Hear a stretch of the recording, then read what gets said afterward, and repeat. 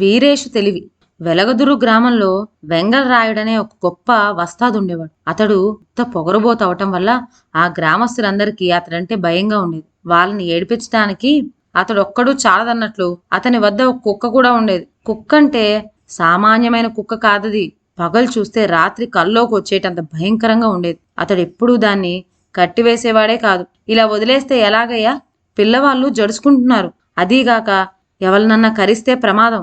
గొలుసు వేసి కట్టేయండి అని ఇరుగు ఇంద్రయ్య, పొరుగు పేరయ్య చెప్పి చూశారే గాని వీళ్ళు చెప్పటం నేను వినటమునా అన్న అహంకారంతో వాళ్ళ మాటను అంగీకరించేవాడు కాదు రాయుడు. ఈ శని ఎలా విరుగుడవుతుందిరా భగవంతుడా అనిపించేది వాళ్ళందరికీ. ఇలా ఉంటూ ఉండగా ఆ గ్రామంలో చెరువు త్రవ్వటానికని ఉప్పరి వాళ్ళ జట్టు వచ్చి దిగింది.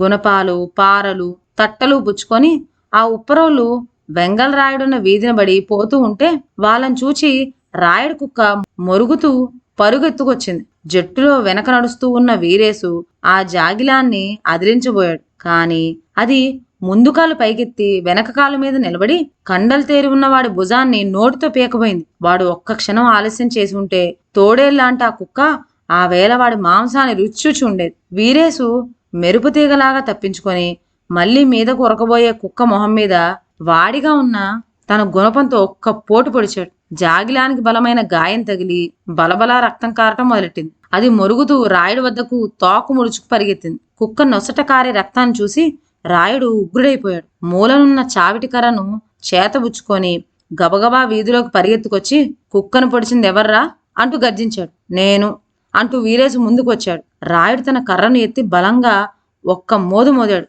వీరేసు తన గుణపం అడ్డుపెట్టి ఆ దెబ్బ కాసుకున్నాడే కాని లేకపోతే వాడు తల పగిలి చనిపోవలసిన వాడే. వీధిలో జరుగుతున్న గల్లంతు విని ఇరుగు పొరుగు వాళ్ళంతా వచ్చి మూగారు. రాయుడు కోపం ఆపుకోలేక పిచ్చి కుక్కమల్లే ఎగిరిపడుతూ మళ్లీ కర్రనెత్తాడు. ఈ మాట ఉప్పర్లందరూ తమ గుణపాలు వాడి మొనంలోనూ వాడి పీక వద్దకు పోనిచ్చారు. వీరేసు కర్ర దింపు, లేకపోతే పొడి చేస్తాం.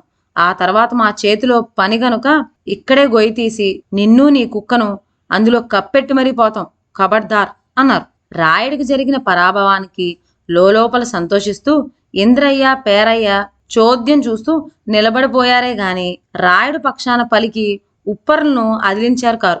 ఇంతలో రాయుడి పెళ్ళం లోపల నుంచి పరిగెత్తుకొచ్చి నా మొగుడిని చంపేయకండి రోయ్ అంటూ గోల పెట్టేసరికి ఉప్పర్లందరూ తమ గుణపాలను భుజాల మీదకు మళ్లించుకొని చెరువు త్రవ్వవలసిన చోటికి చక్కాపోయారు. రాయుడు ఇంట్లోకి పోయి కుక్కను గుణపంతో పొడిచారని ఉప్పరవాడి మీద కేసు పెట్టి శిక్ష వేయిస్తా అన్నాడు. జరిగిందేదో జరిగింది, మాట్లాడక ఊరుకోండి అంది రాయుడు భార్య. కాని కసితో దహించుకుపోతున్న రాయుడు తక్షణమే వెళ్లి ఉప్పరి వీరేష్ మీద ఫిర్యాదు చేసి వచ్చాడు. కేసు విచారణ చేయడానికి మేస్ట్రీ గారు వెలగదుర్రలోని మకాం వేశారు. కేసు పోలీసులు అంటే ఉప్పర్లందరూ భయపడ్డారు. వీరేష్ మాత్రం న్యాయం మన పక్షాన ఉందిరా, భయం ఎందుకు అన్నాడు. ఏం న్యాయమో, శిక్ష పడితే ఖైదులోకి పోతావు అన్నారు వాళ్ళు. శిక్ష పడదురా, అంతగా పడితే పడనివ్వండి. ఇక్కడ తవ్వే గోతులే అక్కడా తవ్వి వాళ్ళు పెట్టే కూడు రుచి చూచి వస్తాను.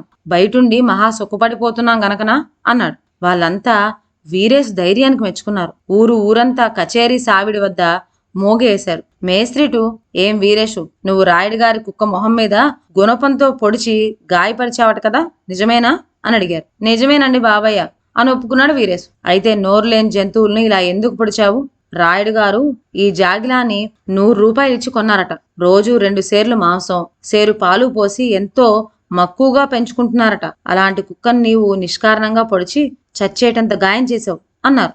అందుకు వీరేసు ప్రభువులు వారు చిత్తగించాలి, నేను ఈ జాగిలాన్ని నిష్కారణంగా పొడవలేదు. అది నా మీద పడి కరవబోతుంటే ప్రాణం రక్షించుకోవటానికని గుణపంతో కాసుకున్నాను అన్నాడు. మేస్ట్రీ గారు పిలవకుండానే రాయుడు కూర్చున్న చోటు నుంచి ఉబ్బెత్తుగా లేచి అయ్యా ఇది అబద్ధం, ప్రాణం రక్షించుకోవటానికే వీడు తన గుణపాన్ని ఎత్తాడనుకుంటే గుణపం పదునుగా ఉన్న వైపు పెట్టి కాసుకోవడం ఎందుకు? తిరిగేసి కాసుకోవాల్సింది.